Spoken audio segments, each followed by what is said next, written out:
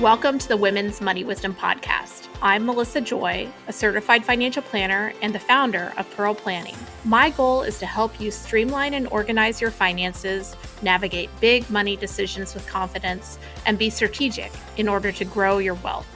As a woman, you work hard for your money, and I'm here to help you make the most of it. Now, let's get into the show. Just a quick note before we dive in. The information that we share is meant to educate and inspire, not to serve as personalized financial advice. Everyone's situation is unique, so be sure to consult with your own financial professional for guidance that fits your life. And just so you know, the opinions shared in this podcast are my own and those of my guest, and they don't necessarily represent those of any organizations that I'm affiliated with.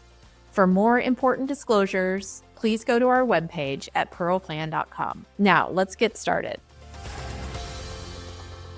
I'm going to tell you guys, I didn't necessarily want to do this conversation, but current events mean that we're going to have to be talking about tariffs today. It's a topic that is on a lot of people's mind because a major economic initiative for the Trump administration has been to introduce the concept or the potential of tariffs as a key foreign policy and economic policy initiative. So diving right in, this hasn't been a topic that I've focused a lot of my time on throughout my 25-year investment career. But today we're going to talk about understanding tariffs on a basic level, what they are doing, the mechanics of tariffs, and then we'll talk about the proposals that are happening today or that may happen, as well as some investing strategies if you're someone who's concerned about tariffs. So everybody ready? Let's talk about tariffs. Before we get into the nitty-gritty, I want to break down what a tariff actually is. Simply put, a tariff is a tax on something that is coming into a country. In this case, let's say the United States. Instead of collecting that tax through the IRS, the Internal Revenue Service, that tax gets collected by customs agents at the point that the goods come into our country. And so it's a different mechanism. Tariffs existed over time to raise government revenue as well as to influence kind of the outcomes of competitiveness with domestic goods versus foreign goods. But there's a catch because while tariffs are intended to shield jobs, oftentimes there's retaliatory tariffs. Costs can go up for goods because it's actually the importer, the person who ordered the goods from overseas, that ends up paying for the tariffs. It's not necessarily the exporter who writes the check to the customs office. So our government has been collecting some tariffs.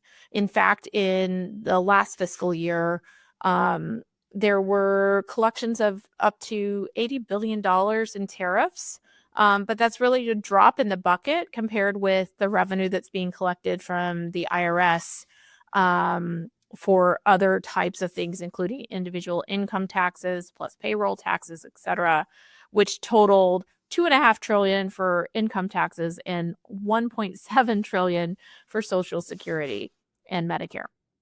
But over the years, tariffs have been used a lot more in history. We may remember them from if you had to take economics classes. In fact, before there was a federal income tax, tariffs were the primary way to get the federal government funded. And indeed, between 1790 and 1860, before the Civil War, 90% of federal revenue came from tariffs. But nowadays, there's a more modern collection of taxes, and so tariffs have been considered to be less popular by economists.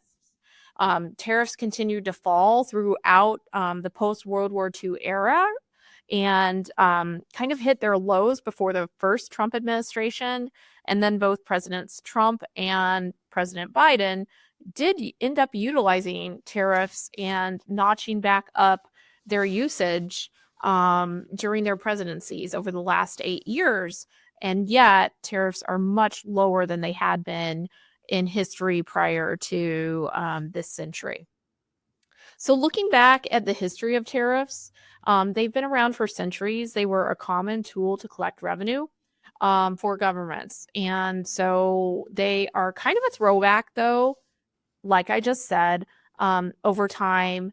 And, one of the reasons that economists really don't really like tariffs is there's a lot of history that says that there may not be economic growth. In fact, most asset managers I've spoken to, investment portfolio managers, consider it to be a negative tax on potential growth and, kind of potential investment outcomes.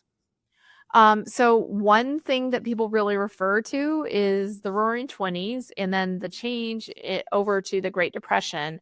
And a lot of people point fingers at the Smoot-Hawley tariffs of the 1930s that really put a nail in the coffin of Herbert Hoover's presidential look back, how his presidency has been considered, and just were considered to be very punitive economically. And usually or often when tariffs occur, there's a retaliatory act that results in what we often refer to as a trade war, where first there's an initial volley of, hey, this is what you're going to have to pay when you export that. And then as a payback, then the other country says, well, when you're going to have to pay this on that. So, it goes back and forth and tends to escalate. Over time in history, tariffs have been mitigated or reduced through trade agreements. So one of the most famous trade agreements is the North American Free Trade Agreement. These types of agreements are often negotiated by federal governments, and the results of them are freer trade amongst the trading partners who are part of the agreements. So between the World Trade Organization, NAFTA, other trade agreements over time, these are kind of the opposite of tariffs, where there's an agreement to have more cooperation when it comes to trade. So now we get to current events and what's going on right now.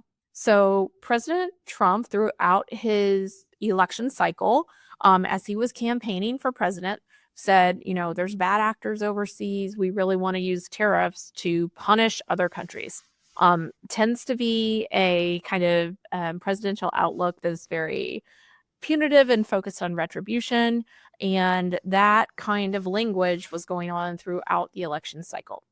And, people weren't sure what to think about that. There were a ton of proposals during the election on both sides, but especially from President Trump. And so then throughout the inauguration pathway into when President Trump took over in terms of the U.S. government, there was escalating language of, hey, tariffs are coming. There's three particular countries that have been most urgently targeted by the Trump administration. First of all, there's our closest trading partners and neighbors, which are Mexico and Canada, as well as the biggest economy in the world other than the U.S., which is China. Each of these are huge trading partners with the U.S. They represent, in combination, the largest percentage of our imports. And the initial volley was 25% tariffs on Canada and Mexico, with a small exception of a lower tariff for energy coming from Canada, and then 10% on Chinese goods. There have been some tariffs on Chinese products in the past, but this is much more. So this is a broad and extensive proposal, and can be initiated not through Congress, but through the president. And what happened over the last couple of weeks is, and by the way, I'm recording this in early February, so anything could change over time. But what happened was President Trump said, hey, Canada and Mexico tariffs are going to be starting on February. In early February. There's no negotiations. This is what's happening. And China, you too. And then there were phone calls with both countries, and there is now a 30-day, 1-month moratorium. So more to come, I guess, while we're all familiarizing ourselves with those tariffs. The impact on your wallet can be significant. I've heard estimates from in the hundreds of dollars to the thousands of dollars for the typical American family. One example is that the Nonpartisan Tax Foundation estimated that if we receive these tariffs in 2025, there would be an $800 cost in terms of your wallet. Where are people going to be hit?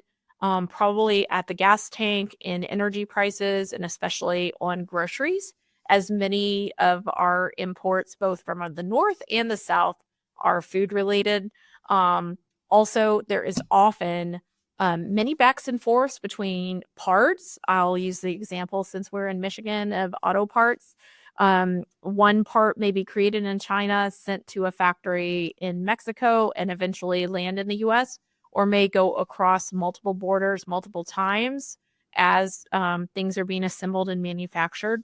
So that could cause higher prices. Weekly shopping trips have a variety of things that automatically have potential tariffs. And so, the cost could be significant. And then, of course, there's the consideration of retaliation, because the US is also an exporter to especially Canada and Mexico. And so when or if there is retaliation, that would also result in impacts to sales, perhaps to employment, etc. So how do you deal with this? First of all, I think the thing that I want to remind people about any time when there's uncertainty is make sure you're doing the work that you should be doing to understand what's going on within your life and within your home. Focus on what you can control. And so when I say that, and I'm thinking about potential rising or escalating costs with tariffs, I'm thinking about employment considerations for people whose professions or industries may be impacted by these rising costs and or their own manufacturing or exporting activity. I'm thinking that a solid foundation of a financial plan, where you have a rock solid plan for your emergency reserves, cash on hand, be focusing on your budget, understanding what is absolutely necessary and what is discretionary. Even if you're not making changes on what you're spending, I think that is really valuable. I would certainly emphasize that for those of you who have tighter, kind of cash flow, where you don't have as much money at the end of each month, then getting a solid focus on your budget is really important at a time like this, because prices may be changing. This type of consideration is tariffs. Often, for many economists, would assume that would keep interest rates higher for longer, because it's likely, we're talking about higher prices. So it's likely that the economic impact may be that rates stay higher because inflation stays higher for longer. Higher interest rates are the tool that the Federal Reserve uses to try to reduce inflation over time. And so having a really solid game plan for both your borrowing and keeping your the amount that you have on credit cards low, keeping your cash on hand high, make sure that you have extra cash that's really savings in a higher yield savings account so that you can get adequately compensated for the money that you've set aside. All of these, I think, are really important. When it comes to investing, we've been in an environment where investing has been really feel good when it comes to investing in large companies in the US. And so one of the things I would also consider is, on the investment side, take a look at the mix of stocks and bonds you have. You may be surprised that the stocks are much higher, because bonds have been somewhat muted in their returns, but certainly a lot lower than stocks, coming off of a time period where bond returns were actually negative. And stock prices have been inflated and higher, especially in the very the largest companies, which make up a big percent of the S&P 500, which is the biggest index, our most frequently used index for large company stocks. And so I would be thinking, hey, I might want to revisit my investment allocation. It may not be as easy to make money in the biggest companies, or even in the middle and small companies. So do I have the right mix or do I have a mix that was more appropriate for a few years ago? If you haven't been rebalancing, you probably have a mix that has a lot more stocks than you might realize. And I think there's a purpose for bonds and portfolios, especially because they do pay reasonable interest rates relative to time. And if there are big unexpected disruptions, and I'm not predicting that at all, I'm just saying you need to be prepared for anything because you cannot predict what's going to happen from day to day in any year. And certainly, I think not in 2025. I would make sure to have bonds in your investment account as well, if appropriate. And of course, I can't just prescribe everyone for the same portfolio, not knowing your individual circumstances. So I'm just giving kind of broad, generalized advice. I would also be thinking about, in addition to diversification, you may be looking for things that don't behave exactly like stocks and bonds. So diversifying investments to include alternative investments may make sense. Also be looking at the companies in your portfolio, and if costs are crowding out the ability to have choices on what you spend money on, perhaps essentials are, the place to focus on, consumer staples and things like that. Do be looking at the types of companies that can kind of reflect and rebound, and be innovative and stay on top of things. I think those types of companies could be very valuable. And there is a case for foreign investment because of the change in currency prices. So make sure you're diversifying beyond just our shores. So if you think US, Canada, and Mexico, as well as China, may be impacted, maybe there's other parts of the world that would be a little bit sheltered from the current, kind of forecast when it comes to the economy. With everything, I probably sounded like a broken record on this podcast. I would encourage you to remember that a financial plan can help you to avoid to have a game plan for a variety of environments. A financial plan focuses on both risks and rewards. And it's something that time and again, in times of uncertainty, I ask people to return to. I wouldn't say go to cash. I wouldn't say, to dig into one particular outcome or expectation. I think this is an extraordinary time to remember that agility, resilience, and flexibility are a key part to successful financial decisions. So in spite of headlines that may make you fearful, in spite of the need to talk about an economic concept that we haven't had to visit much over my 25 plus year career, I think that a game plan that puts your finances in the context of the world around us is one that will be enduring. I hope you enjoyed this conversation, whether we wanted to talk about tariffs or not. Until next week, have a good one.